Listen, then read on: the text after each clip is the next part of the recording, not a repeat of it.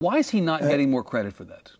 Well, he's done a terrible job communicating. It's the first thing. It goes back to the communication failure. I think he has this disdain for sound bites, for what he considers to be the phony part of politics. And this goes back to the campaign, actually. So what he forgets is that the only thing we have to fear is fear itself. Franklin Roosevelt. Soundbite. Right. A house divided against itself cannot stand. Abraham Lincoln. Soundbite. This is what, tear down this wall, Mr. Gorbachev. Soundbite. Look, yes, we can was a yes, soundbite. We can. He knew that. He kind of understood that. Yeah. But what happened to him was, and I think he's now beginning to admit this a little bit, he overlearned the advice that Mario Cuomo always gave, which was that you campaign in poetry and govern in prose.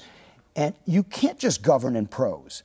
So he let all the poetry go away, and he was no longer the inspirational figure that he had been, and he got too bogged down in this inside game in Congress. So even though he's putting all these points on the board, he's not getting credit, and he's not pivoting quickly enough rhetorically to jobs. So all people remember of healthcare is Bart Stupak.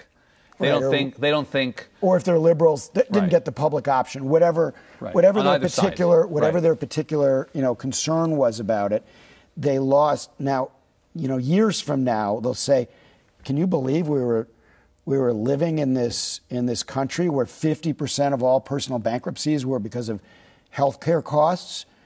Good thing that's over now. Right. But in the middle of it, you don't always see that. The communications failures you're talking about, it strikes me, are both on offense and defense. Yeah. Right? In other words, he had things that he could go out more aggressively and say, look what we did.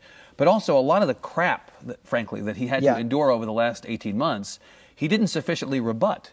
That's absolutely right. And whether it was personal stuff, he's not a native of this country. Where's his birth certificate? Well, on that, I think that they, to go down to the level of competing on that, his birth certificate is available online. By the way, right? Yeah, it has been for a long time. So dealing with, but he wasn't skillful in what they call jujitsu in politics, and to be a successful president, you have to be a first-rate politician. Yep. And we know that they said of Franklin Roosevelt, second-class intellect, first-class temperament. That was the famous line from Oliver Wendell Holmes. Right.